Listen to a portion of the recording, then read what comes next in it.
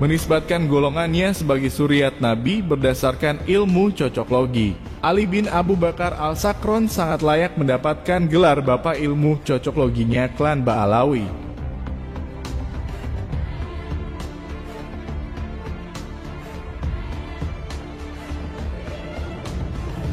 Semakin maraknya penyesatan berbagai sejarah yang dimiliki bangsa pribumi oleh orang-orang dari klan Ba'alawi melalui ilmu cocoklogi. Mulai dari sejarah Wali Songo penyebar agama Islam di Nusantara yang diklaim berasal dari golongan mereka, hingga yang terbaru diklaimnya nama Surabaya juga berasal dari bahasa mereka. Tercium indikasi kuat bahwa golongan mereka memang punya ambisi besar untuk mengarabisasi ataupun meyamanisasi bumi Nusantara. Penyesatan sejarah yang dilakukan orang-orang klan Ba'alawi melalui ilmu cocoklogi ini, tujuannya sudah tentu golongan mereka ingin bangsa Nusantara akan menganggap bahwa peradaban yang ada di bumi Nusantara ini tak lepas dari peran golongan mereka, karena para moyang mereka lah yang paling dianggap berjasa dalam membangun peradaban di bumi Nusantara. Dan tujuan akhirnya sangat jelas bahwa mereka ingin mendapatkan legitimasi dari bangsa pribumi kita, sehingga golongan mereka akan dimuliakan selama-lamanya oleh bangsa kita. Karena jika bukan karena moyang mereka, maka bangsa pribumi Nusantara selamanya akan menjadi bangsa yang hina,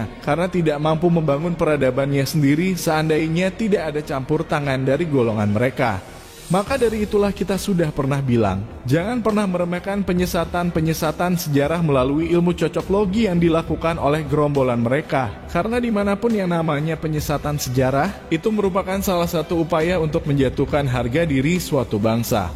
Ilmu cocoklogi menyesatkan sejarah bahkan terbukti juga telah mampu mengangkat derajat golongan manusia, membohongi dunia berabad-abad lamanya. Dan itulah yang dilakukan oleh Ali bin Abu Bakar Al-Sakron, orang yang pertama kali menisbatkan klan Ba'alawi sebagai keturunan Nabi melalui ilmu cocoklogi. Makanya jangan pernah heran jika orang-orang klan Ba'alawi saat ini sangat gencar menyesatkan sejarah kita bangsa pribumi melalui ilmu cocoklogi. Apa yang mereka lakukan itu semua merupakan warisan dari moyang mereka, menggunakan ilmu cocoklogi untuk mengangkat derajat mereka, supaya golongan mereka menjadi golongan manusia paling mulia di antara manusia lainnya.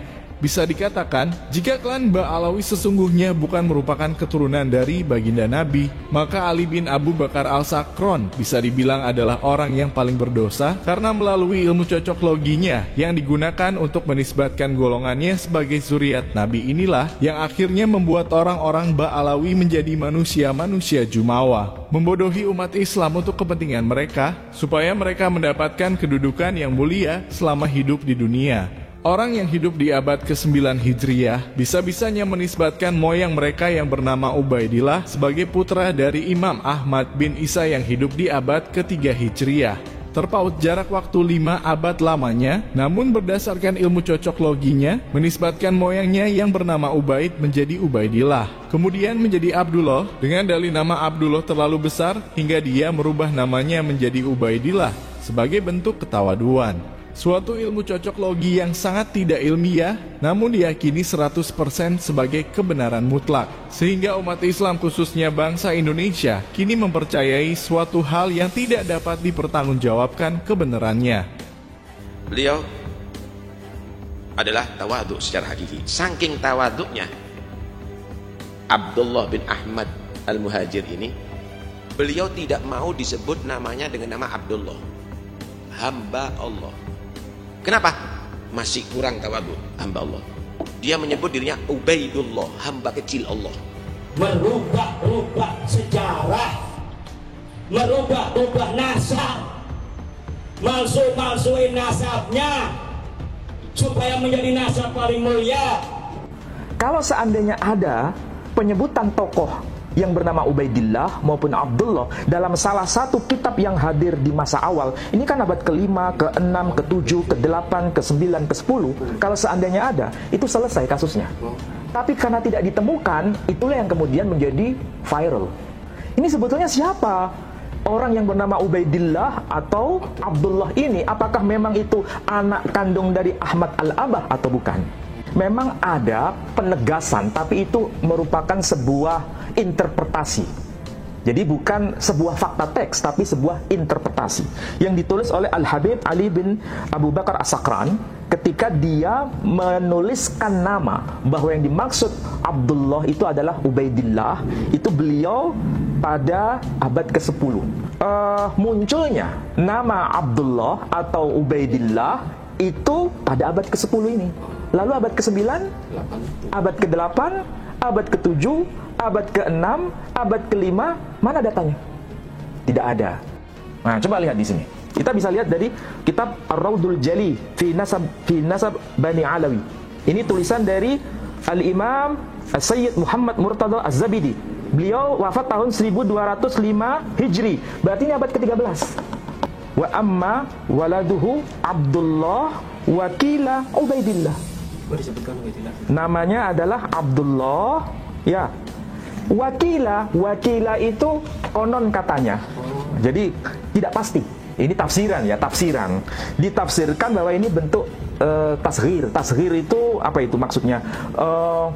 Mengecilkan diri. Bukan mengecilkan diri secara fisik, menganggap dirinya itu rendah.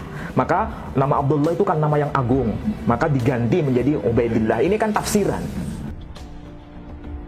Nama Ubaidillah menjadi Abdullah merupakan nama tafsiran untuk merepresentasikan bahwa Ubaidillah adalah Abdullah. Bahasa halusnya tafsiran. Tapi menurut kita itu bukanlah tafsiran, melainkan itu adalah ilmu cocok logi untuk menisbatkan datuknya sebagai keturunan dari baginda Nabi.